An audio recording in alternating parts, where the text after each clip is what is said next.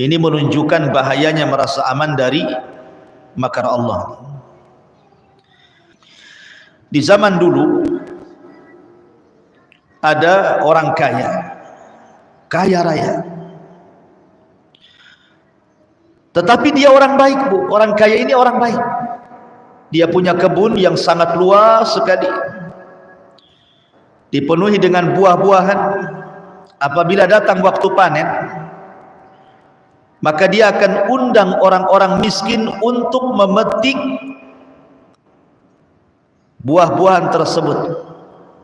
Jadi dia mendahulukan orang-orang miskin biar mengambil yang baik-baik. Setelah orang-orang miskin itu mengambil jatah-jatah mereka, kemudian pergi, barulah kemudian pemilik kebun ini memanennya, kemudian menjualnya. Tapi dengan cara itu Allah lapangkan kekayaannya. Karena bagaimanapun dalam syariat Islam, ma naqasa min mali sadaqah, tidak mungkin berkurang harta yang disedekahkan. Mana ada, Bu? Hari ini orang punya kebun, sebelum orang yang punya kebun memanennya, dia datangkan orang-orang miskin suruh petik-petik sendiri. Kemudian setelah dipetik yang baik-baik, kemudian orang-orang miskin sudah mendapatkan jatah, kemudian pulang, baru kita yang memanennya. Mana ada hari ini kayak gitu, Bu? Tapi ini terjadi di zaman dulu. Akhirnya kemudian meninggallah orang kaya yang baik ini. Punya anak 5. Yang 4 jahat, yang 1 baik. Yang tengah-tengah ini baik. Yang nomor 3 ini. Yang nomor 1, nomor 2 jahat. Yang nomor 3 baik, nomor 4, nomor 5 jahat. Jadi akhirnya kemudian yang 4 anaknya ini mengatakan, bapak kami ini bodoh. Ngapain orang-orang miskin itu dikasih jatah? Coba kalau seandainya kita jual semua hasilnya, tentu kita akan kaya dan semakin kaya. Akhirnya kemudian mereka pun bermakar, membuat tipu daya. Dengan cara apa? Mereka akan datang pagi-pagi buta sebelum orang-orang miskin datang, dan mereka akan memanennya duluan sebelum orang-orang miskin tiba. Dan mereka mengatakan tidak akan memberi sedikit pun bagian kepada orang miskin. Ada saudaranya yang baik, yang tengah-tengah, menasihati jangan seperti itu, bapak kita tidak seperti itu.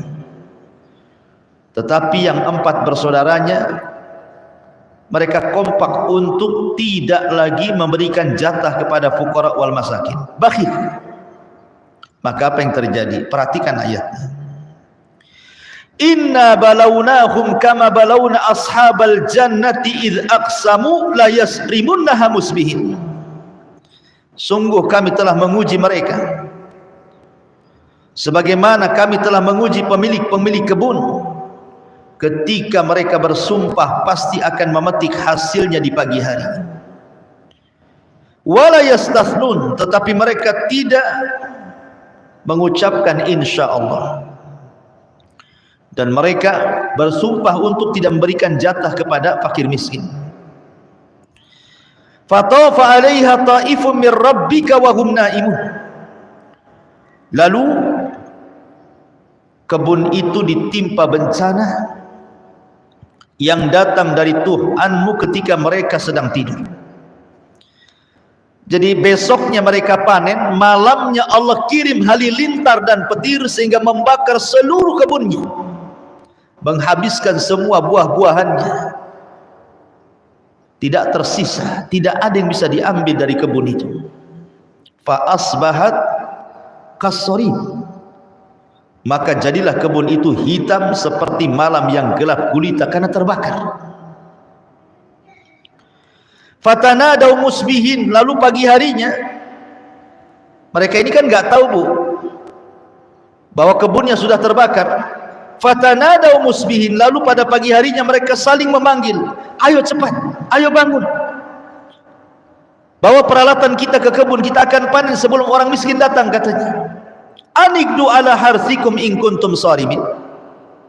Pergilah pagi-pagi ke kebun kalian jika kalian hendak memetik hasilnya. Ayo cepat sebelum orang-orang miskin datang. Fantalaku, mereka pun berangkat. Wahum yatakhafatun, sambil berbisik-bisik.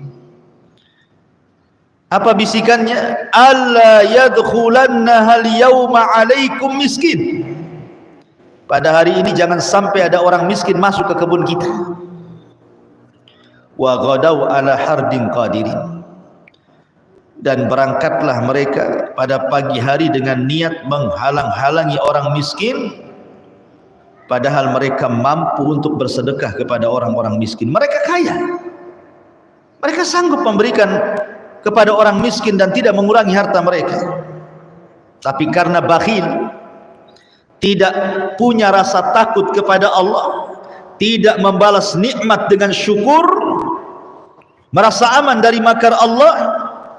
Falamma ra'auha, ketika mereka melihat kebunnya yang sudah terbakar habis tidak tersisa, qalu, mereka mengatakan, inna ladhalun, sungguh kita benar-benar tersesat. Oh, ini bukan kebun kita, kita salah nih, ini kebun orang nih.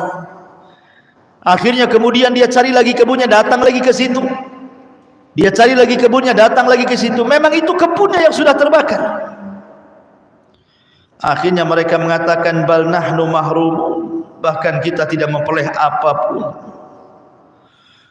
Makanya orang yang tengah-tengah dari anak si bapak kaya yang baik ini mengatakan, qala awsatuhum, berkatalah seseorang yang paling bijak di antara mereka, alam aqul lakum laula tusabbihun, bukankah telah kukatakan kepada kalian, mengapa kalian tidak bertasbih, memuja Tuhan, bersyukur kepada Allah, memberikan jatah kepada fuqara wal masakin.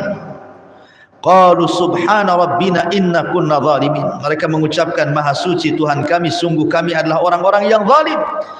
Maka fa'aqbala ba'duhum ala ba'di yatalawamun, lalu mereka sesama mereka saling menyalahkan. Qalu ya wailana inna kunna taghin, baru mereka sadar dan mereka katakan, celaka kita, sesungguhnya kita orang-orang yang melampaui batas. Asa rabbuna an yubdilana khairan minha inna ila rabbina raghibun. Mudah-mudahan Tuhan memberikan ganti kepada kita dengan kebun yang lebih baik daripada yang ini. Sungguh kita mengharap ampunan Tuhan kita. Kadzalikal adzab, seperti itulah azab dunia. Wala adzabul akhirati akbar, dan azab akhirat jauh lebih besar. Lau kanu ya'lamun, kalau mereka paham dan tahu hakikat azab akhirat.